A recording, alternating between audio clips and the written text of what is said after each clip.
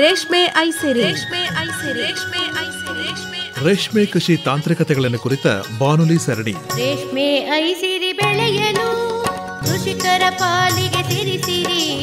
ರೇಷ್ಮೆ ಐಸಿರಿ ಬೆಳೆಯಲು ಕೃಷಿಕರ ಪಾಲಿಗೆ ಸಿರಿಸಿರಿ.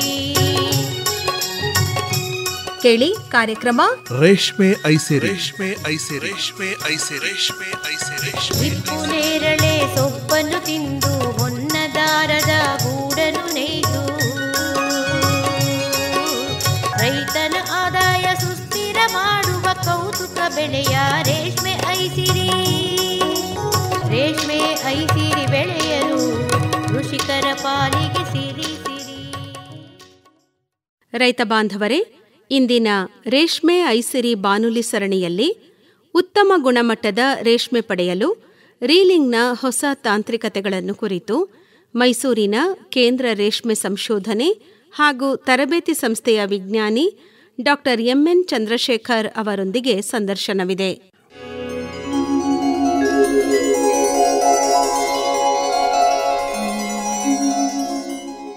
ಡಾಕ್ಟರ್ ಚಂದ್ರಶೇಖರ್ ಅವರೇ, ನಮಸ್ಕಾರ. ನಮಸ್ತೆ.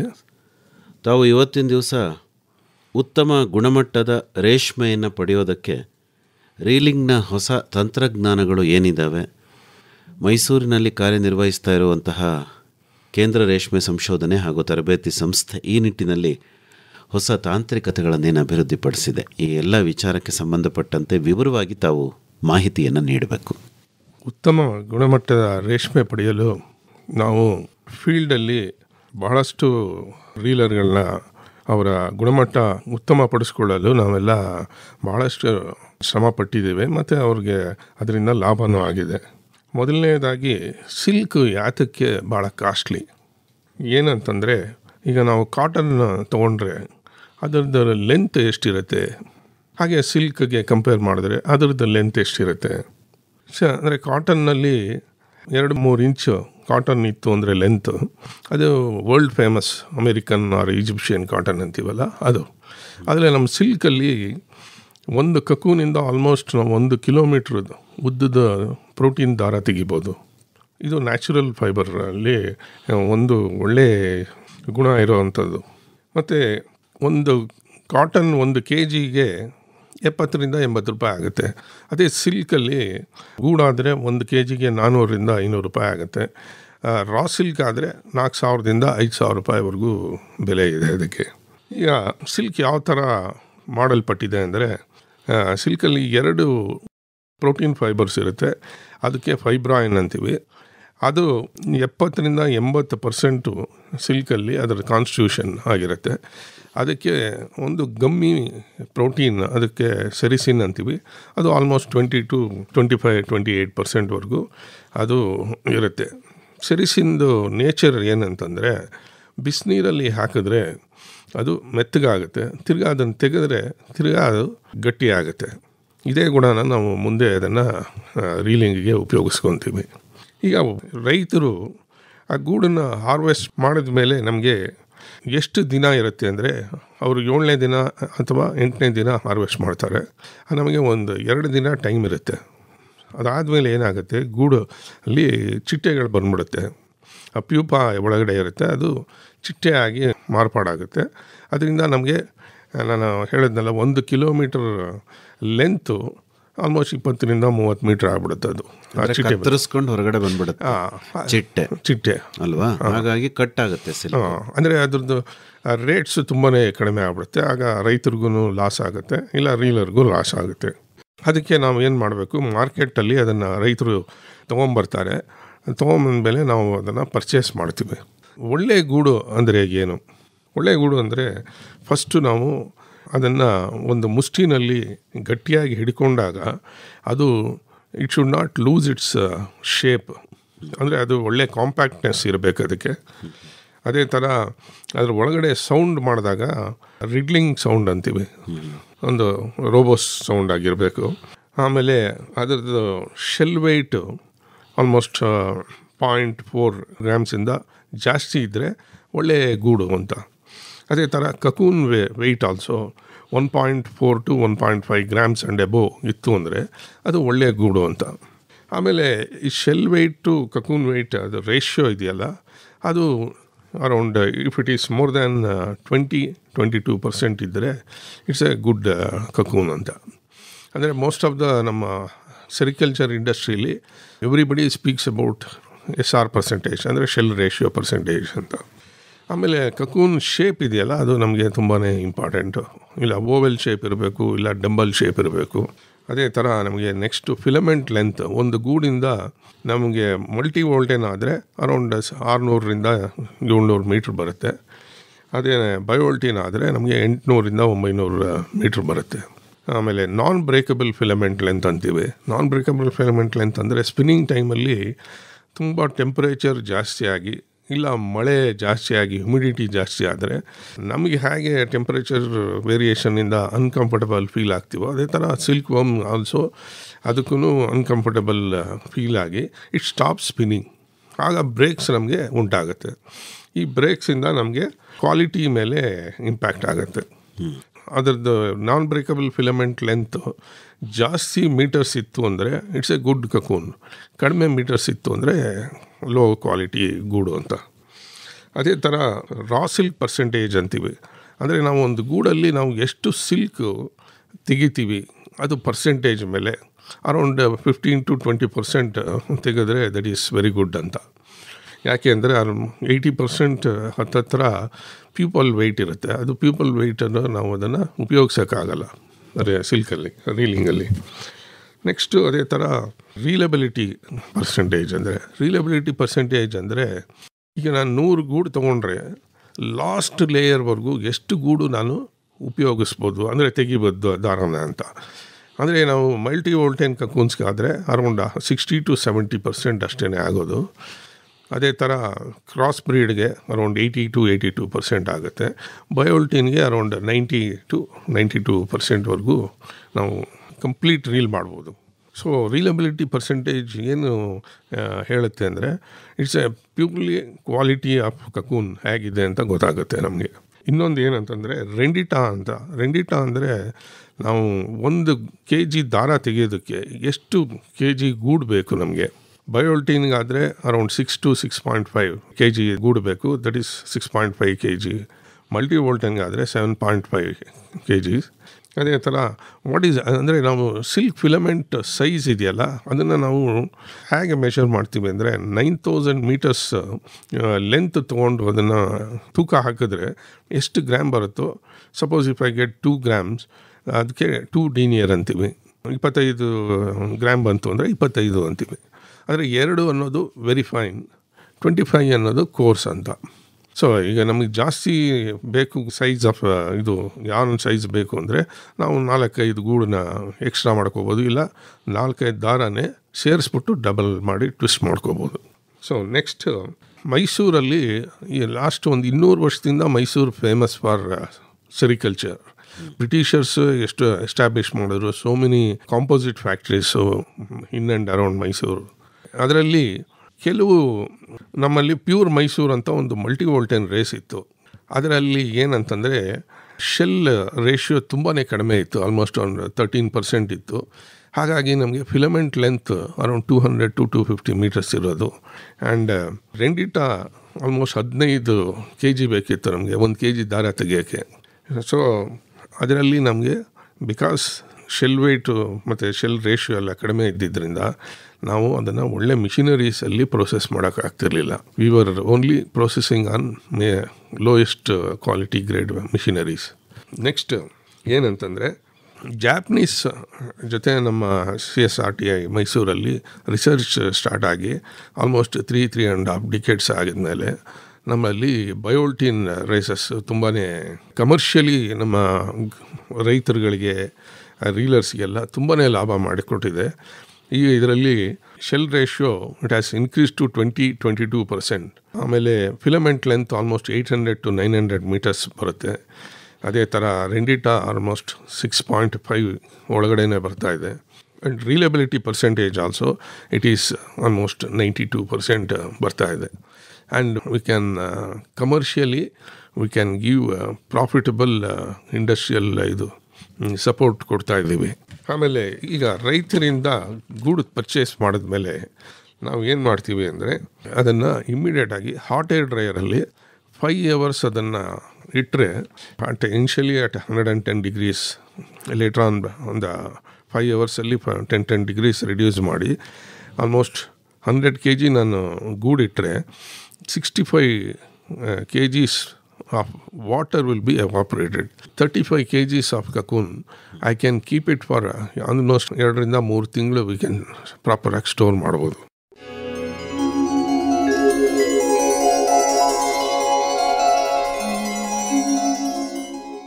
ರೈತ ಬಾಂಧವರೇ ಗಮನಿಸಿ, ಕರ್ನಾಟಕ ರಾಜ್ಯದಾದ್ಯಂತ ಶೋಕಾಚರಣೆ ಘೋಷಣೆ ಆಗಿರುವ ಪ್ರಯುಕ್ತ ನಾಳೆ ಮಂಡ್ಯದ ವಿಸಿ ಫಾರಂ ವಲಯ ಕೃಷಿ ಸಂಶೋಧನಾ ಕೇಂದ್ರದ ಕೋಲ್ಮನ್ ಸಭಾಂಗಣದಲ್ಲಿ ಏರ್ಪಾಡಾಗಿದ್ದ ಮೇವು ಮೆಲುಕು ಬಾನುಲಿ ಸರಣಿಯ ಉದ್ಘಾಟನಾ ಸಮಾರಂಭವನ್ನು ಇದೇ ತಿಂಗಳ 17ನೇ ತಾರೀಖು ಮಂಗಳವಾರ ಬೆಳಗ್ಗೆ 10 ಗಂಟೆಗೆ ಮಂಡ್ಯದ ವಿಸಿ ಫಾರಂ ವಲಯ ಕೃಷಿ ಸಂಶೋಧನಾ ಕೇಂದ್ರದ ಕೋಲ್ಮನ್ ಸಭಾಂಗಣದಲ್ಲಿ ನಡೆಸಲಾಗುತ್ತಿದೆ.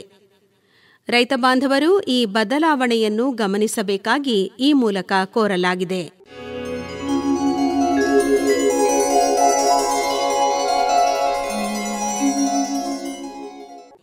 ಈಗ ಸಿಲ್ಕ್ ಎಕ್ಸ್ಟ್ರಾಕ್ಷನ್ ಬಗ್ಗೆ ಮಾತಾಡೋಣ ಅಂದರೆ, ಹಳೆಯ ಮೆಥಡ್ಗಳಲ್ಲಿ ಚರ್ಕ ಇತ್ತು. ಚರ್ಕಾದಲ್ಲಿ ಏನಂತಂದರೆ ಸಿಲ್ಕ್ ಫಿಲಮೆಂಟ್, ಅದರಲ್ಲಿ ನಮಗೆ ಕಕೂನ್ನ ಇದರಲ್ಲಿ ಒಂದೇ ಬೇಸಿನಲ್ಲಿ ಕುಕ್ಕಿಂಗು ಮಾಡ್ತಿದ್ವಿ, ಅಲ್ಲೇ ರೀಲಿಂಗು ಮಾಡ್ತಿದ್ವಿ. ಮತ್ತು ಚರ್ಕ ತುಂಬ ಹೈ ಸ್ಪೀಡಲ್ಲಿ ಓಡ್ತಾ ಇತ್ತು, ಅದಕ್ಕೆ ಬ್ರೇಕ್ಸ್ ಏನು ಇರಲಿಲ್ಲ. ಸೊ ಅದರಲ್ಲಿ ನಮಗೆ ಸಿಲ್ಕ್ ಕ್ವಾಲಿಟಿ ಮೇಲೆ ಕಂಟ್ರೋಲ್ ಇರಲಿಲ್ಲ. ಮತ್ತು ಈಗ ನಾವು ಏನಾದರೂ ಬ್ರೇಕ್ಸ್ ಆದರೆ ನಮಗೇನು ಅದನ್ನು ಸ್ಟಾಪ್ ಮಾಡೋಕ್ಕೂ ಆಗ್ತಿರ್ಲಿಲ್ಲ. ಹಾಗಾಗಿ ವಿ ವರ್ ಗೆಟಿಂಗ್ ಆಲ್ಮೋಸ್ಟ್ ಒಂದು ಕಡೆ ಸಣ್ಣ ದಾರ, ಇನ್ನೊಂದು ಕಡೆ ದಪ್ಪ ದಾರ, ಈ ಥರ ಬರೋದು. ಇದನ್ನು ಕ್ವಾಲಿಟಿ ವೈಸ್ ಇಂಟರ್ನ್ಯಾಷನಲ್ಗೆ ರಿಜೆಕ್ಟಬಲ್ ಗ್ರೇಡ್ ಅಂತ ಹೇಳ್ಬಿಡೋರು. ಈಗ ಮಿಕ್ಕಿದ ದಾರಕ್ಕೆ 5,000 ರೂಪಾಯಿ ಇದ್ದರೆ ಚರ್ಕಾ ಸಿಲ್ಕ್ಗೆ 3,000 ರೂಪಾಯಿ ಕೊಡೋರು. ಬಟ್ ಆದರೆ ಚರ್ಕಾ ಸಿಲ್ಕ್ ಸ್ಟಿಲ್ ಜನರು ಕೆಲವರೆಲ್ಲ ಇಷ್ಟಪಡ್ತಾರೆ, ಖಾದಿ ಎಫೆಕ್ಟ್ ಕೊಡುತ್ತೆ ಅಂತ. Still it is under production. Kollegal ಮತ್ತು ಚಾಮರಾಜನಗರ ಇಲ್ಲೆಲ್ಲ still charkha silk is produced. Charkha ಅಂತಂದ್ರೆ ನಮಗೆಲ್ಲ ಗೊತ್ತಿರೋದು ಈ ಮಹಾತ್ಮ ಗಾಂಧೀಜಿಯವರು ಬಳಸ್ತಾ ಇದ್ದಂತಹ ಚರ್ಕ. ಈ ಸಿಲ್ಕನ್ನು ತೆಗೆಯೋದು ಅಂಥದ್ದೇ ಚರ್ಕನ, ಅಥವಾ ಇದರಲ್ಲಿ ಚರ್ಕ ಅಂದರೆ ಬೇರೆ ಥರ ಇರುತ್ತೆ? ಇದು ಬೇರೆ ಥರ, ಬಟ್ ಪ್ರಿನ್ಸಿಪಲ್ ಎಲ್ಲ ಒಂದೇ. ಬಟ್ ಇದರಲ್ಲಿ ಏನಂತಂದರೆ ಚರ್ಕಾಲಿ ವಾಟರ್ ಒಂದು ಬೇಸಿನಲ್ಲಿ ಗೂಡು ಮತ್ತು ಇದನ್ನು ಬೇಯಿಸ್ಬಿಟ್ಟು ಅಲ್ಲಿ ಬೇಯ್ತಾ ಇರುತ್ತೆ. ಅದನ್ನು ನಾವು ಇದ್ರದ್ದು ವುಡನ್ ಸ್ವಿಫ್ಟ್ಗೆ ಫಾಸ್ಟಾಗಿ, ಬಿಕಾಸ್ ಆಫ್ ದಟ್ ಸ್ಪೀಡ್ ವೇರಿಯೇಷನ್ನಿಂದ ಅದನ್ನು ವಿ ಪಾಸ್ ಥ್ರೂ ಸಮ್ ಕ್ರೈಷರ್ಸ್, ಅಂದರೆ ಅದರಲ್ಲಿ ಸ್ವಲ್ಪ ವಾಟರ್ನೆಲ್ಲ ತೆಗೆದುಬಿಡ್ತೀವಿ. ಹಾಗಾಗಿ ನಮಗೆ ಇದು ಸಿಗುತ್ತೆ. ಬಟ್ ಏನಂತಂದರೆ ಸಿಲ್ಕಲ್ಲಿ ನಾನು ಹೇಳಿದೆ ಸೆರಿಸಿನಲ್ಲಿ ಗಮ್ ಇರುತ್ತೆ ಅಂತ. ಅದು ಸೆರಿಸಿನ್ನ ಹಾಗೇನೆ ಒದ್ದೆನಲ್ಲೇ ನಾವು ರೀಲ್ ಮಾಡೋದ್ರಿಂದ ಮತ್ತು ಅದನ್ನು ವೈಂಡ್ ಮಾಡೋದ್ರಿಂದ ಅದು ಗಮ್ ಸ್ಪಾಟ್ಸ್ ಆಗಿ ಬಂದ್ಬಿಡುತ್ತೆ. ಅಂದರೆ ಒಂದಕ್ಕೆ ಒಂದು ಅಂಟ್ಕೊಂಡ್ಬಿಡುತ್ತೆ. ಹಾಗಾಗಿ ನಮಗೆ ಲಾಸ್ಟಲ್ಲಿ ಎಳೆಗಳು ಬೇರೆ ಬೇರೆ ಆಗಿ ಅದ್ರ ಸ್ಟ್ರೆಂತ್ ಕಡಿಮೆ ಇರುತ್ತೆ. ಕೈಯಿಂದನೇ ನೂಲ್ಬಹುದಾ ರೇಷ್ಮೆನೂ? ಕೈಯಿಂದನೇ ಮಾಡ್ಬೋದು. ಓಕೆ. ಅಂದರೆ ಕೈಯಿಂದ ತೆಗೆದು ಅದರಿಂದ ಬಂದಂತಹ ನೂಲು ಒಂಥರ ಹ್ಯಾಂಡಿಕ್ರಾಫ್ಟ್ ಥರ ಅನಿಸುತ್ತೆ ಜನಕ್ಕೆ. ಹೌದು. ಹಾಗಾಗಿ ಚರ್ಕಾ ಸಿಲ್ಕಿಗೂ ಬೇಡಿಕೆ ಇದೆ ಅಂತೀರಿ ನೀವು? ಇದೆ. ಆಮೇಲೆ ಚರ್ಕಾದಲ್ಲಿ ಏನಂತಂದರೆ ಕೆಲವು ಗೂಡುಗಳು ಡಿಫೆಕ್ಟಿವ್ ಗೂಡಾಗಿ ಬರುತ್ತೆ ರೈತರ ಹತ್ರ. ಅದು ಡಿಫೆಕ್ಟಿವ್ ಗೂಡು ಅಂದರೆ ಏನಂದರೆ ಚಿಟ್ಟೆ ಬಂದ್ಬಿಟ್ಟಿರೋ ಗೂಡು, ಅದರಲ್ಲಿ ನಮಗೆ ಲೆಂತ್ ಜಾಸ್ತಿ ಸಿಗಲ್ಲ.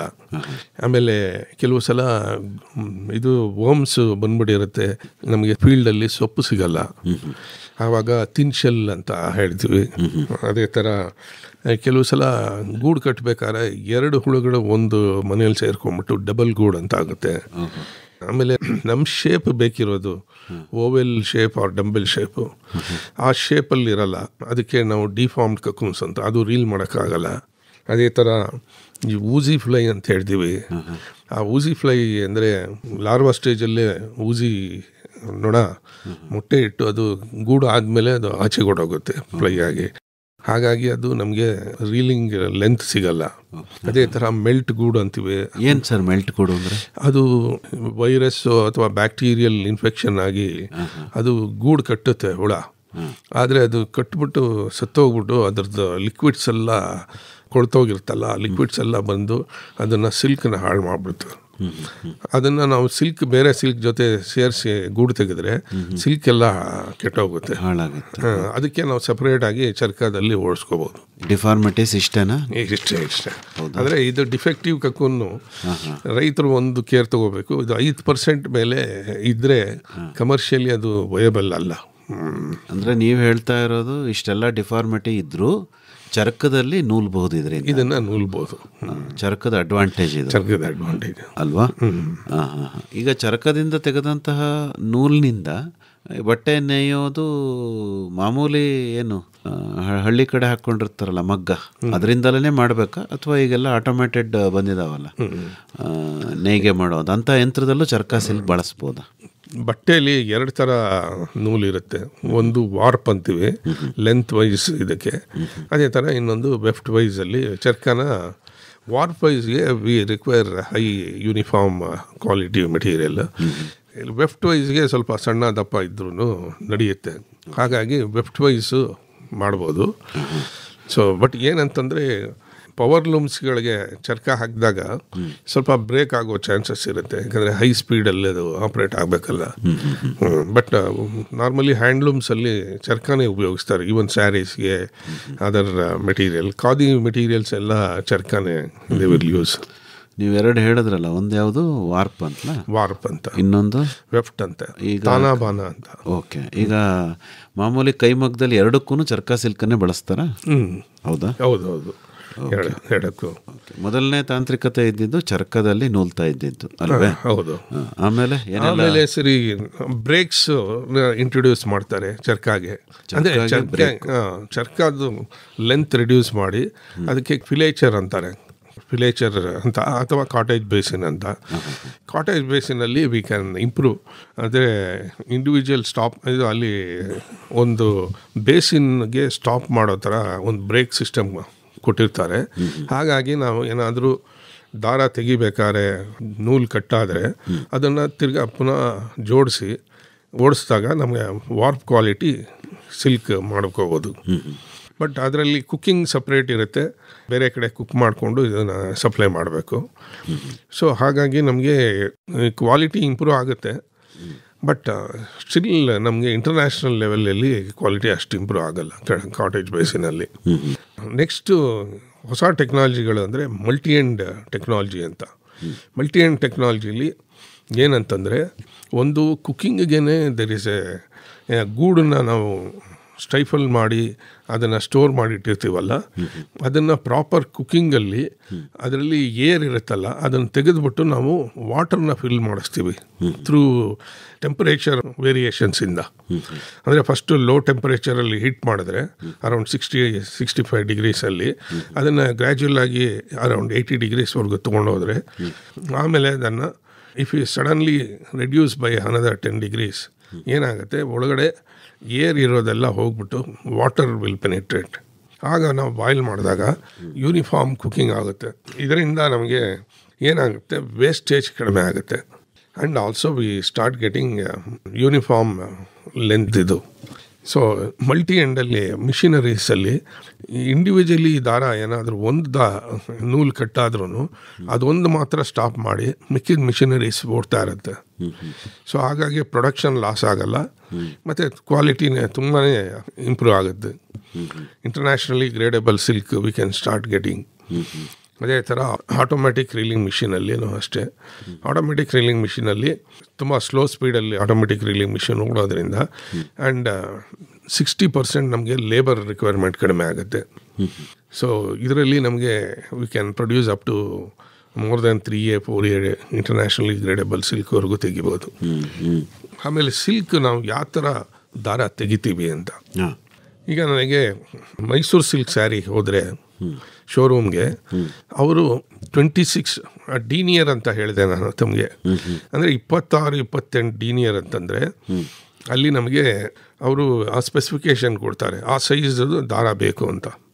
ನಾನು ಇಂಡಿವಿಜುವಲ್ ಕಕ್ಕುಂದು ದಾರ ಡೀನಿಯರ್ ಸೈಜ್ ನೋಡ್ಬಿಟ್ಟು ನಾನು ಎಷ್ಟು ಗೂಡು ಆಡಿಸ್ಬೇಕು ಅದ್ರ ಮೇಲೆ ಡಿಸೈಡ್ ಮಾಡ್ತೀನಿ. ಅದೇ ಥರ ಬನಾರಸ್ ಸ್ಯಾರಿ, ಈ ಕಾಂಚೀಪುರಂ ಸ್ಯಾರಿ ಅವಕ್ಕೆಲ್ಲ 22 ಡೀನಿಯರ್ ವಾರ್ಪಿಗೆ ಬೇಕು. ಆಮೇಲೆ ಮೊಳಕಾಲ್ಮೂರು ಸ್ಯಾರಿ, ಆರ್ನಿ ಸ್ಯಾರಿ ಇವೆಲ್ಲ ಅಂದರೆ ಒಂದೊಂದು ಸೀರೆಗೂ ಒಂದೊಂದು ಡೀನಿಯರ್ ಇರೋ ಸೈಜ್ ಇದು ವಾರ್ಪಲ್ಲಿ. ವಾರ್ಪ್ ಅಂದರೆ ಅಡ್ಡಾನ ಉದ್ದಾನ? ಉದ್ದ. ಓಕೆ. ಅಂದರೆ ಈಗ ವಾರ್ಪು ಇದು ಲೆಕ್ಕ ಜೊತೆಗೆ ಈಗ ತಾವೇನು ಡೀನಿಯರ್ ಅಂದ್ರಲ್ಲ, ಅಂದರೆ ಒಂದು ರೇಷ್ಮೆ ನೂಲು ಎಷ್ಟು ಗೂಡಿನ ನೂಲಿನಿಂದ ಆಗಿದೆ ಅನ್ನೋದಕ್ಕೆ ಸಂಬಂಧಪಟ್ಟಂತೆ ಅಲ್ವಾ ಇದನ್ನ ಹೇಳೋದು ಡೀನಿಯರ್ ಅಂದರೆ? ಓಕೆ. ಈಗ 22 ಡೀನಿಯರ್ ಅಂದರೆ 22 ಗೂಡಿನ ನೂಲನ್ನು ಸೇರಿಸಿ ಒಂದು ಎಳೆ ಆಗಿದೆ ಅಂತಲ್ಲ? ಇಲ್ಲ, 22 ಗೂಡು ಅಂದರೆ ಒಂದು ಡೀನಿಯರ್, ಒಂದು ಗೂಡ್ದು 2.5 to 2.6 ಡೀನಿಯರ್ ಇರುತ್ತೆ. ಸೊ ಅಂದರೆ ನಾವು ಇಲ್ಲಿ ಕ್ಯಾಲ್ಕುಲೇಟ್, ಈಗ 27 ಡೀನಿಯರ್ಗೆ ನನಗೆ ಎಷ್ಟು ಬೇಕು. ಓಕೆ. ಸೊ ಆಲ್ಮೋಸ್ಟ್ ಒಂದು 10 ಗೂಡು ಬರ್ಬೋದು. 10 ಗೂಡು ಅಲ್ವಾ? 10 ಗೂಡಿನ ಒಂದೊಂದು ಎಳೆಯನ್ನ ಸೇರಿಸಿ ಅದನ್ನ ಟ್ವಿಸ್ಟ್ ಮಾಡಿ ಒಂದು ನೂಲ್ ಮಾಡ್ತೀರಿ? ಟ್ವಿಸ್ಟ್ ಇಲ್ಲ, ಅದರಲ್ಲಿ ಬಿಸಿನೀರಲ್ಲಿ ನಾ ಹೇಳಿದೆ ಸೆರಿಸಿನ್ನಲ್ಲಿ ಗಮ್ ಇರುತ್ತೆ.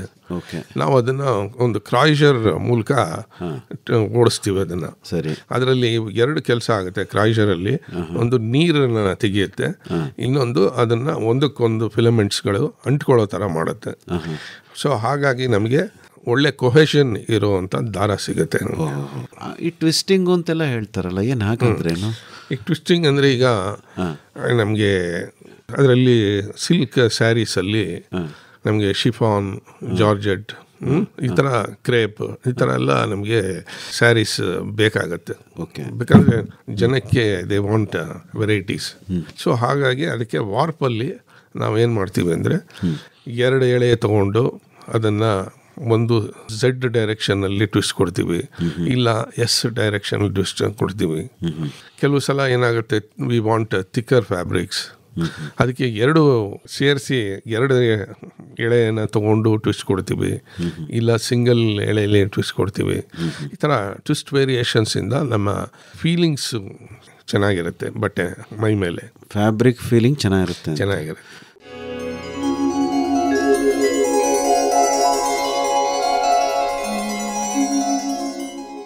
ರೈತ ಬಾಂಧವರೇ ಗಮನಿಸಿ, ಕರ್ನಾಟಕ ರಾಜ್ಯದಾದ್ಯಂತ ಶೋಕಾಚರಣೆ ಘೋಷಣೆ ಆಗಿರುವ ಪ್ರಯುಕ್ತ ನಾಳೆ ಮಂಡ್ಯದ ವಿಸಿ ಫಾರಂ ವಲಯ ಕೃಷಿ ಸಂಶೋಧನಾ ಕೇಂದ್ರದ ಕೋಲ್ಮನ್ ಸಭಾಂಗಣದಲ್ಲಿ ಏರ್ಪಾಡಾಗಿದ್ದ ಮೇವು ಮೆಲುಕು ಬಾನುಲಿ ಸರಣಿಯ ಉದ್ಘಾಟನಾ ಸಮಾರಂಭವನ್ನು ಇದೇ ತಿಂಗಳ 17ನೇ ತಾರೀಖು ಮಂಗಳವಾರ ಬೆಳಗ್ಗೆ 10 ಗಂಟೆಗೆ ಮಂಡ್ಯದ ವಿಸಿ ಫಾರಂ ವಲಯ ಕೃಷಿ ಸಂಶೋಧನಾ ಕೇಂದ್ರದ ಕೋಲ್ಮನ್ ಸಭಾಂಗಣದಲ್ಲಿ ನಡೆಸಲಾಗುತ್ತಿದೆ.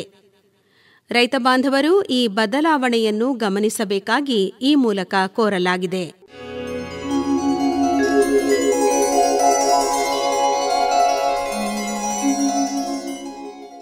ಸರ್, ರೇಷ್ಮೆ ಎಲ್ಲ ಒಂದೇ ಅಲ್ವಾ ಸರ್? ಆದರೆ ಈಗ ಮೈಸೂರು ಸಿಲ್ಕೆ ಬೇರೆ ಅಂತಾರೆ, ಕಾಂಚೀಪುರ ಬೇರೆ ಅಂತಾರೆ, ಬೇರೆ ಹೇಗಾಗಕ್ಕೆ ಸಾಧ್ಯ ಸರ್ ಅಂತ? ಈಗ ಒಂದು ಝರಿ ಅಂತ ಒಂದು ಇದು ತಯಾರಣೆ ಮಾಡ್ತೀವಿ ನಾವು. ಪ್ಯೂರ್ ಝರಿ ಅಂದರೆ ಸಿಲ್ಕ್ ಅಂದರೆ 16-18 ಡೀನಿಯರ್ಗೆ, ಅಂದರೆ ಸಣ್ಣ ಸಿಲ್ಕ್ ದಾರಕ್ಕೆ ಸಿಲ್ವರ್ ಆ್ಯಂಡ್ ಗೋಲ್ಡ್ ಎಲೆಕ್ಟ್ರೋಪ್ಲೇಟ್ ಮಾಡಿದ್ರೆ ಅದರದ್ದು ತೂಕ ಜಾಸ್ತಿ ಆಗುತ್ತೆ. ಓಕೆ. ಸೊ ಮೈಸೂರು ಸಿಲ್ಕಲ್ಲಿ ಚಿಕ್ಕ ಬಾಟಮ್ ಡಿಸೈನ್ ಇರುತ್ತೆ ಅಷ್ಟೇ. ಸರಿ. ಅದಕ್ಕೆ ಮಾತ್ರ ಪ್ಯೂರ್ ಗೋಲ್ಡ್ ಯೂಸ್ ಮಾಡ್ತಾರೆ. ಹೌದಾ? ಕಾಂಚೀಪುರಮಲ್ಲಿ ದೊಡ್ಡ ಬಾಟಮ್ ಮತ್ತು ಪಲ್ಲುಗೆ ಡಿಸೈನ್ಸ್ ಯೂಸ್ ಮಾಡ್ತಾರೆ. ಬನಾರಸ್ ಸ್ಯಾರಿಗೆ ಪೂರ್ತಿ ಬಾಡಿನಲ್ಲಿ ಗೋಲ್ಡ್ ಅಂಡ್ ಸಿಲ್ವರ್ ಇರೋ ಡಿಸೈನ್ಸ್ ಯೂಸ್ ಮಾಡ್ತಾರೆ. ಬಿಕಾಸ್ ಆಫ್ ದೋಸ್ ಡಿಸೈನ್ಸು ಮತ್ತು ಇದು ಏರಿಯಾ ಸ್ಪೆಸಿಫಿಕ್ ಆಗಿರೋದ್ರಿಂದ ಎಲ್ಲನೂ ದಟ್ ಈಸ್ ವೆರೈಟಿನ ಹಾಗೆ ಕಂಡುಹಿಡಿಬೋದು. ಓಕೆ. ಅಂದರೆ ಚಿನ್ನನೂ ಕೂಡ ಎಳೆ ಥರ ಮಾಡ್ಬೋದಾ ಸರ್? ಅದಕ್ಕೆ ಬೇರೆ ತಾಂತ್ರಿಕತೆ ಇದೆಯೇನು? ಓಹೋ, ನೋಡಿ ಮತ್ತೆ ಎಷ್ಟು ಅದ್ಭುತವಾಗಿದೆ ಸರ್. ಈಗ ರೀಲಿಂಗ್ ತಾಂತ್ರಿಕತೆಗಳಲ್ಲಿ ಇನ್ನೇನಾದರೂ ಸುಧಾರಣೆಗಳು, ಬದಲಾವಣೆಗಳು? ಈಗ ಆಟೋಮ್ಯಾಟಿಕ್ ರೀಲಿಂಗಲ್ಲಿ ನಮಗೆ ಇಮಿಡಿಯೇಟಾಗಿ ಈಗ ಇಂಡಿಯಾದಲ್ಲೇ ಮಿಷಿನರೀಸ್ ಎಲ್ಲ ಮ್ಯಾನುಫ್ಯಾಕ್ಚರ್ ಆಗ್ತಾ ಇದೆ. ಮುಂಚೆ ಎಲ್ಲ ಚೈನೀಸ್, ಜಾಪನೀಸ್ ಅವರು ಮಾಡ್ತಿದ್ರು. ಸೊ ಮಲ್ಟಿ ಆ್ಯಂಡ್ ರೀಲಿಂಗು ಅಷ್ಟೇ. ಸೆಂಟ್ರಲ್ ಸಿಲ್ಕ್ ಬೋರ್ಡಿಂದ ಒಂದು almost 1,000 multi end reeling machine ಕೊಟ್ಟಿರಬೇಕು ನಾವು. ಹೌದಾ? ಲಾಸ್ಟ್ ಒಂದು 10 to 15 ಇಯರ್ಸಲ್ಲಿ ತುಂಬ ಚೆನ್ನಾಗಿ ನಡೀತಾ ಇದೆ. ಸರಿ. ಫೀಲ್ಡಲ್ಲೆಲ್ಲ ಡೂಯಿಂಗ್ ವೆರಿ ವೆಲ್. ಅಂದರೆ ಈ ರೀಲಿಂಗ್ ತಾಂತ್ರಿಕತೆ ಈಗೇನು ಸದ್ಯಕ್ಕಿದೆ ಇದೇ ಉತ್ಕೃಷ್ಟವಾದ್ದು ಅಂತೀರಾ, ಅಥವಾ ಮುಂದಿನ ದಿನದಲ್ಲಿ ಇನ್ನೂ ಏನಾದರೂ ಹೊಸ ಸುಧಾರಣೆಗಳು ಇದರಲ್ಲಿ ಆಗಬಹುದಾ? ಇನ್ನು ಬಹಳಷ್ಟು ಸುಧಾರಣೆ ಆಗೋದು ಇದೆ. ಯಾಕೆಂದರೆ ಒಂದು ನಾವು ರೆಂಡಿಟಾ ಹೇಳಿದ್ನಲ್ಲ 6.5, ಅಂದರೆ 1 kg ದಾರ ತೆಗಿಯೋಕ್ಕೆ 6.5 kg, ಅದನ್ನು ವಿ ಶುಡ್ ರೆಡ್ಯೂಸ್ ಇಟ್. ಅದು ಒಂದು. ನೆಕ್ಸ್ಟ್ ಏನಂತಂದರೆ ನಮ್ಮ ಗ್ರೇಡಿಂಗ್ ಇದೆಯಲ್ಲ, ಏನೇನು ಪ್ರೊಡ್ಯೂಸ್ ಮಾಡ್ತೀವಿ that should always compete with internationally gradable silk ಬೇರೆಯವ್ರ ಜೊತೆ. ಸೊ ಆವಾಗ ನಾವು ವಿಲ್ ಹ್ಯಾವ್ ಡಿಮ್ಯಾಂಡ್. ಈಗ ನಮಗೆ ಏನಂತಂದರೆ ಇಂಡಿಯಾದಲ್ಲಿ ಪ್ರೊಡ್ಯೂಸ್ ಆಗ್ತಿರೋ ಸಿಲ್ಕು ಈಗ ನಮಗೆ ಶಾರ್ಟೇಜ್ ಇದೆ. ಸೊ ಡಿಮ್ಯಾಂಡ್ ನಮ್ಮಲ್ಲೇ ಜಾಸ್ತಿ ಇದೆ.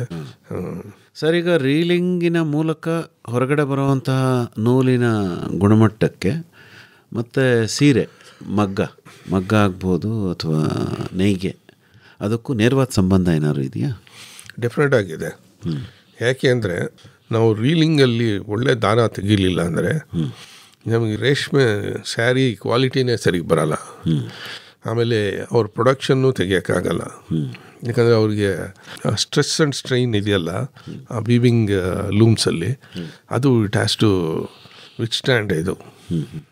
ಸೊ ನಮಗೆ ಹೈಯೆಸ್ಟ್ ಗ್ರೇಡ್ ಕ್ವಾಲಿಟಿಯಲ್ಲಿ ನಮಗೆ ಅದು ಪ್ರಾಬ್ಲಮ್ ಆಗಲ್ಲ. ಈ ಮೋರ್ ಯೂನಿಫಾರ್ಮ್ ದಾರ ಅಂತಂದರೆ ನಮಗೆ ಅದರಲ್ಲಿ ಇಟ್ ಕ್ಯಾನ್ ವಿಥ್ಸ್ಟ್ಯಾಂಡ್ ಹೈಯೆಸ್ಟ್ ಇದು ಟೆನಾಸಿಟಿ ಎಲಾಂಗೇಷನ್ ಪ್ರಾಪರ್ಟೀಸ್ ಎಲ್ಲ. ಓಕೆ, ಇನ್ನೂ ಏನಾದರೂ ವಿಚಾರಗಳಿದೆಯಾ ಸರ್ ಇದಕ್ಕೆ ಸಂಬಂಧಪಟ್ಟಂತೆ, ಹೊಸ ರೀಲಿಂಗ್ ತಾಂತ್ರಿಕತೆಗಳಿಗೆ ಸಂಬಂಧಪಟ್ಟಂತೆ? ನಾವು ಆ್ಯಕ್ಚುಲಿ ನಾವು ಹೇಳಬೇಕು ಅಂದರೆ ನಾವು ಉದ್ದಿಮೆ ನಡೆಸೋದಕ್ಕೆ ಮತ್ತು ತಾಂತ್ರಿಕತೆ ಒಂದು ಟ್ರೈನಿಂಗ್ ಪೋರ್ಷನ್ನು ಇವೆಲ್ಲ ನಾವು ನಮ್ಮ ಇನ್ಸ್ಟಿಟ್ಯೂಟಲ್ಲಿ ಮಾಡ್ತೀವಿ. ಸೊ ಯಾರಾದರೂ ಬಂದರೂ ನಾವು ಅವ್ರಿಗೆಲ್ಲ ದಯವಿಟ್ಟು ನಾವು ಕಂಪ್ಲೀಟ್ ಪ್ಯಾಕೇಜ್ ನಾವು ಇಂಡಸ್ಟ್ರಿ ಹ್ಯಾಕ್ ಸೆಟಪ್ ಮಾಡಬೇಕು. ಏನೇನಿದೆ ಹೇಳ್ಬಿಡಿ ಸರ್, ನಿಮ್ಮಲ್ಲಿ ನೋಡೋದಕ್ಕೆ ಎಲ್ಲವೂ ಸಿಗ್ತಾವ? ಇದನ್ನು ನಮ್ಮಲ್ಲಿ ಎಲ್ಲ ಮಲ್ಟಿ ಎಂಡ್ ಎಲ್ಲ ಇದೆ. ಟ್ರೈನಿಂಗು ಎಲ್ಲ ನಮ್ಮ ಇನ್ಸ್ಟಿಟ್ಯೂಟ್ಸಲ್ಲಿ ಎಲ್ಲ ಇದೆ. ಅಂದರೆ ಈಗ ನೀವು ಇಲ್ಲಿವರೆಗೂ ಏನು ಹೇಳಿದ್ರಲ್ಲ, ಚರ್ಕ, ಮಲ್ಟಿ ಎಂಡ್ ಬೇಸಿನ್ನು ಮತ್ತು ಹೊಸ ಆಟೋಮ್ಯಾಟಿಕ್ ರೀಲಿಂಗ್ ಮಿಷಿನ್ಸು ಇವೆಲ್ಲ ಇದಾವ ನಿಮ್ಮಲ್ಲಿ? ಇನ್ನು ಆಟೋಮ್ಯಾಟಿಕ್ ರೀಲಿಂಗ್ ಎಲ್ಲ ಇದೆ, ನಮ್ಮ ಇನ್ಸ್ಟಿಟ್ಯೂಟಲ್ಲೇ ಇದೆ. We can show them. ಹೌದಾ? ಓಕೆ. ಮತ್ತು ಇಲ್ಲಿ ಮೈಸೂರು ಸಿಲ್ಕನ್ನು ಕೂಡ ಮಾಡ್ತಾರಲ್ಲ ಫ್ಯಾಕ್ಟ್ರಿ, ಅಲ್ಲೂ ಕೂಡ ಈ ಉತ್ಕೃಷ್ಟ ತಾಂತ್ರಿಕತೆಗಳನ್ನು ಅಳವಡಿಸ್ಕೊಂಡೇ ಮಾಡ್ತಾ ಇದ್ದಾರಾ? ಶೂರ್ ಆಗಿ. ಹೌದಾ? ಓಕೆ. ಈಗ ಅಲ್ಲೂ ಕೂಡ ನೀವು ತರಬೇತಿನ ಏನಾದ್ರು ಕೊಡ್ತೀರಾ ಇಂಡಸ್ಟ್ರಿ ಮಾಡೋದಕ್ಕೆ ಆಸಕ್ತಿ ಇರೋರಿಗೆ, ಅಥವಾ? ಅಲ್ಲೂ ಕೊಡ್ತೀವಿ. ಹೌದಾ? ಅಂದರೆ ಈಗ ನಿಮ್ಮಲ್ಲಿ ಒಂದು ಇನ್ಕ್ಯುಬೇಷನ್ ಸೆಂಟ್ರ್ ಇದೆ, ಅಲ್ಲಿ ಬಂದರೆ ಎಲ್ಲ ತಾಂತ್ರಿಕತೆಗಳನ್ನು ತಾವು ಅವ್ರಿಗೆ ಹೇಳ್ಕೊಡ್ತೀವಿ. ಹೌದಾ? ಇದನ್ನು ಪಡ್ಕೋಬೇಕು ಅಂದರೆ ಏನು ಮಾಡ್ಬೇಕು ಸರ್? ಪ್ರೊಸೀಜರ್ ಹೇಳ್ಬಿಡ್ತೀರಾ ಒಂಚೂರು? ಪಡ್ಕೋಬೇಕು ಅಂದರೆ ಫಸ್ಟ್ ನಮ್ಮ ಆಫೀಸಲ್ಲಿ ಕಾಂಟ್ಯಾಕ್ಟ್ ಮಾಡಿದ್ರೆ ನಮ್ಮ ಫೋನ್ ನಂಬರ್ ಬೇಕಾದ್ರೆ ಕೊಟ್ಟಿರ್ತೀವಿ, ಕೊನೆಯಲ್ಲಿ ಹೇಳ್ತೀರಾ. ಮತ್ತು ನಾವು ಅವ್ರಿಗೆ ಟ್ರೈನಿಂಗ್ ಅವರು ನಮ್ಮ ಹತ್ರ ಬಂದರೂ ಪರವಾಗಿಲ್ಲ, ಇಲ್ಲ ಅವರೇನೆ ಒಂದು 20 ಜನ ಇತ್ತು ಅಂದರೆ 15-20 ಜನ ನಾವು ಅವ್ರ ಮನೆಗೆ ಹೋಗಿ ನಾವು ಹೇಳ್ಕೊಡ್ತೀವಿ. ಅವ್ರದ್ದು ಇಂಡಸ್ಟ್ರೀಸ್ ಇದ್ದರೆ ಎಲ್ಲನೂ as per there requirement. Okay. Scope ಇದೆಯಾ ಸರ್ ಈ ಕ್ಷೇತ್ರದಲ್ಲಿ? ಅಂದರೆ ತುಂಬಾ ಸ್ಕೋಪ್ ಇದೆ. ಯಾಕೆ ಅಂದರೆ ಈಗ ನಮ್ಮ ಗ್ರ್ಯಾಜುಯೇಟ್ಸ್ ಎಲ್ಲ ಓದ್ತಾರಲ್ಲ, ಅವರು ಹೊರಗಡೆ ಹೋಗಿ ಎಷ್ಟು ದುಡಿಬೋದು, ಸ್ಟಾರ್ಟಿಂಗ್ ಸ್ಯಾಲ್ರಿ ಅದಕ್ಕಿಂತ ಜಾಸ್ತಿ ಇಲ್ಲಿ ದುಡಿಬೋದು. ಅಂದರೆ ಲೋಯೆಸ್ಟ್ ಟೆಕ್ನಾಲಜಿಲೇ ಇಲ್ಲಿ ಜಾಸ್ತಿ ದುಡಿಬೋದು. ಅದೆಲ್ಲ ಎಕನಾಮಿಕ್ಸ್ ಬೇಕಾದ್ರೆ ನಾವು ಅದನ್ನು ಎಲ್ಲ ಅವ್ರಿಗೆ ಹೇಳ್ಕೊಡ್ತೀವಿ. ಹೇಳಿ ಸರ್ ಒಂಚೂರು, ಎಷ್ಟು ಬಂಡವಾಳ ಬೇಕಾಗ್ಬೋದು ಮತ್ತು ಏನೆಲ್ಲ ಮಿಷನರೀಸ್ ಬೇಕಾಗ್ಬೋದು, ಎಲ್ಲೆಲ್ಲಿಂದ ತರಬೇಕಾಗತ್ತೆ? ಚರಕಾಗೆ ಒಂದು 70,000-80,000 ರೂಪಾಯಿ ಬೇಕಾಗ್ಬೋದು. ಒಂದು 6 ಬೇಸಿನ್ ಚರ್ಕಾಗೆ. Area requirement is around 250 to 300 square feet. ಅದೇ ಥರ ಕಾಟೇಜ್ ಬೇಸಿನ್ಗೆ cost will be around 3.5 to 4 lakhs.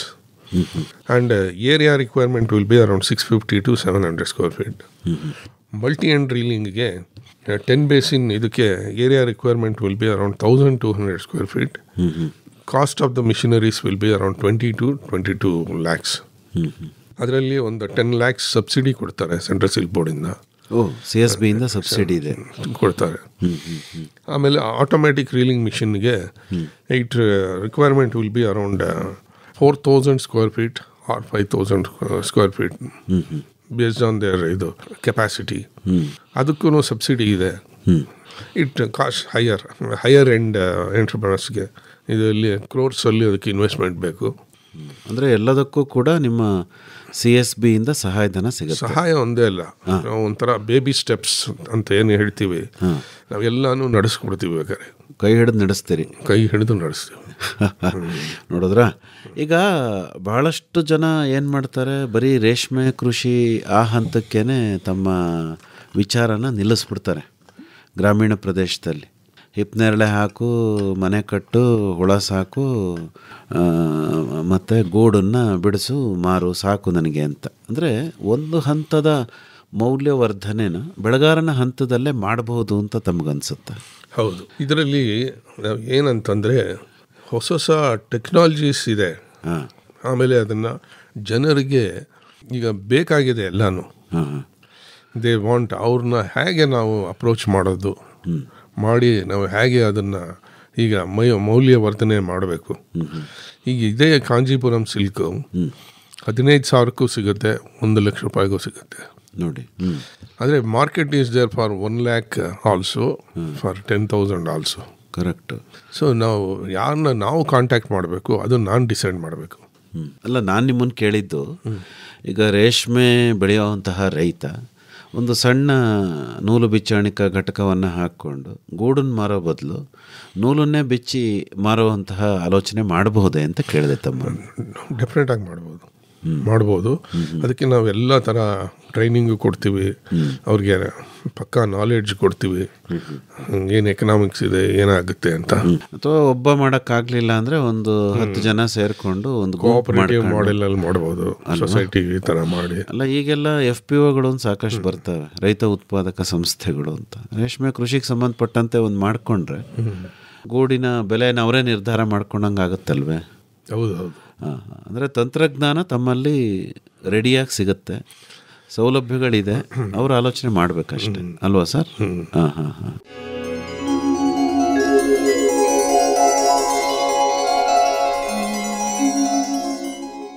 ರೈತ ಬಾಂಧವರೇ ಗಮನಿಸಿ, ಕರ್ನಾಟಕ ರಾಜ್ಯದಾದ್ಯಂತ ಶೋಕಾಚರಣೆ ಘೋಷಣೆ ಆಗಿರುವ ಪ್ರಯುಕ್ತ ನಾಳೆ ಮಂಡ್ಯದ VC ಫಾರಂ ವಲಯ ಕೃಷಿ ಸಂಶೋಧನಾ ಕೇಂದ್ರದ ಕೋಲ್ಮನ್ ಸಭಾಂಗಣದಲ್ಲಿ ಏರ್ಪಾಡಾಗಿದ್ದ ಮೇವು ಮೆಲುಕು ಬಾನುಲಿ ಸರಣಿಯ ಉದ್ಘಾಟನಾ ಸಮಾರಂಭವನ್ನು ಇದೇ ತಿಂಗಳ 17ನೇ ತಾರೀಖು ಮಂಗಳವಾರ ಬೆಳಗ್ಗೆ 10 ಗಂಟೆಗೆ ಮಂಡ್ಯದ VC ಫಾರಂ ವಲಯ ಕೃಷಿ ಸಂಶೋಧನಾ ಕೇಂದ್ರದ ಕೋಲ್ಮನ್ ಸಭಾಂಗಣದಲ್ಲಿ ನಡೆಸಲಾಗುತ್ತಿದೆ. ರೈತ ಬಾಂಧವರು ಈ ಬದಲಾವಣೆಯನ್ನು ಗಮನಿಸಬೇಕಾಗಿ ಈ ಮೂಲಕ ಕೋರಲಾಗಿದೆ.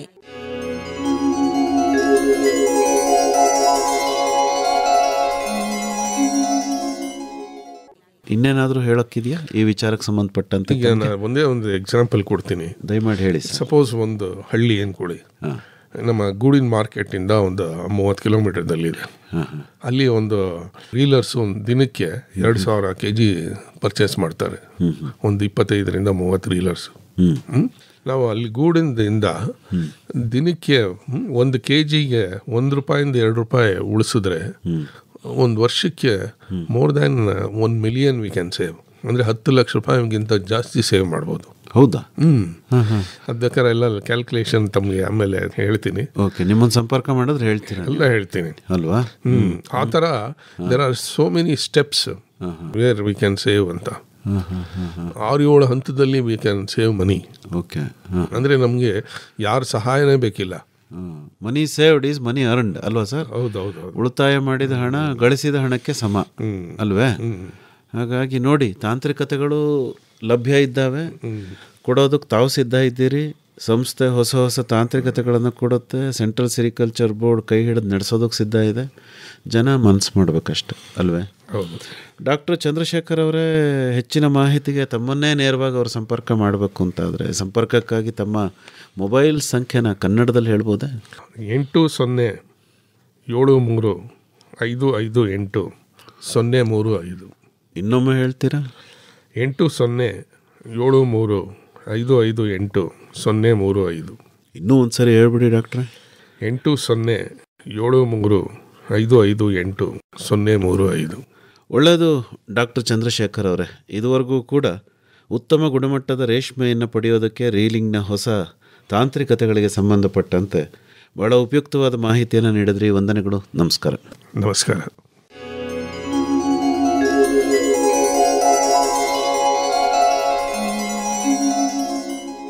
ಉತ್ತಮ ಗುಣಮಟ್ಟದ ರೇಷ್ಮೆ ಪಡೆಯಲು ರೀಲಿಂಗ್ನ ಹೊಸ ತಾಂತ್ರಿಕತೆಗಳನ್ನು ಕುರಿತು ಮೈಸೂರಿನ ಕೇಂದ್ರ ರೇಷ್ಮೆ ಸಂಶೋಧನೆ ಹಾಗೂ ತರಬೇತಿ ಸಂಸ್ಥೆಯ ವಿಜ್ಞಾನಿ ಡಾಕ್ಟರ್ ಎಂಎನ್ ಚಂದ್ರಶೇಖರ್ ಅವರೊಂದಿಗೆ ಸಂದರ್ಶನವನ್ನು ಕೇಳಿದಿರಿ. ಬರುವ ವಾರ ರೇಷ್ಮೆ ಕೃಷಿಯಲ್ಲಿ ಯಾಂತ್ರೀಕರಣವನ್ನು ಕುರಿತ ಸಂವಾದವಿದೆ. ಭಾಗವಹಿಸುತ್ತಾರೆ ಮೈಸೂರಿನ ಸಿಎಸ್ಆರ್ಟಿಎಸ್ ಸಂಸ್ಥೆಯ ವಿಜ್ಞಾನಿಗಳಾದ ಡಾಕ್ಟರ್ ಆರ್ ಮಹೇಶ್ ಮತ್ತು ಡಾಕ್ಟರ್ ಸಿಎಂ ಬಾಬು. ರೇಷ್ಮೆ ಐಸಿರಿ ರೇಷ್ಮೆ ಕೃಷಿ ತಾಂತ್ರಿಕತೆಗಳನ್ನು ಕುರಿತ ಬಾನುಲಿ ಸರಣಿ ಕೇಳಿದಿರಿ. ಇಪ್ಪು ನೇರಳೆ ಸೊಪ್ಪನ್ನು ತಿಂದು ಹೊನ್ನದಾರದ ಗೂಡನ್ನು ನೇಯ್ದು ರೈತನ ಆದಾಯ ಸುಸ್ಥಿರ ಮಾಡುವ ಕೌತುಕ ಬೆಳೆಯ ರೇಷ್ಮೆ ಐಸಿರಿ. ಸಹಯೋಗ ಮೈಸೂರಿನ ಕೇಂದ್ರ ರೇಷ್ಮೆ ಸಂಶೋಧನೆ ಹಾಗೂ ತರಬೇತಿ ಸಂಸ್ಥೆ. ಶೋಧನ ಸಂಸ್ಥೆಯ ಸಹಕಾರ ಕೃಷಿಕರ ಪಾಲಿಗೆ ಭರಪೂರ. ಹಸಿರು ಹೊನ್ನಿದು ಮಣ್ಣಲ್ಲಿ ಬೆಳೆಯುವ ಬಂಗಾರ. ಉಡಿಗೆ ತೊಡಿಗೆಗೆ ಸಂಪ್ರದಾಯದ ಶೃಂಗಾರ. ಶೀರ್ಷಿಕ ಗೀತೆ ರಚನೆ ಡಾಕ್ಟರ್ ಆರ್ ಭಾಗ್ಯ ಹಾಗೂ ರಮೇಶ್ ಪಿ ರಂಗಸಮುದ್ರ. ರಾಗ ಸಂಯೋಜನೆ ಹಾಗೂ ಗಾಯನ ಜಿ ಪುಷ್ಪಲತಾ. ಮಾಡಿರಿ ರೇಷ್ಮೆ ಬೇಸಾಯ, ಬದುಕಿಗೆ ಮಾಸಿಕ ಆದಾಯ. ದುಡಿಯುವ ಕೈಗೆ ಉದ್ಯೋಗ, ಇಲಾಖೆಯ ಬಗೆ ಬಗೆ ಅನುದಾನ.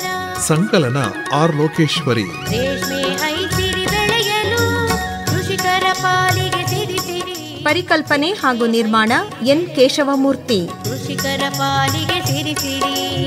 ರೇಷ್ಮೆ ಐಸಿರಿ ಬೆಳೆಯಲು ಕೃಷಿಕರ ಪಾಲಿಗೆ ಸಿರಿ ಸಿರಿ.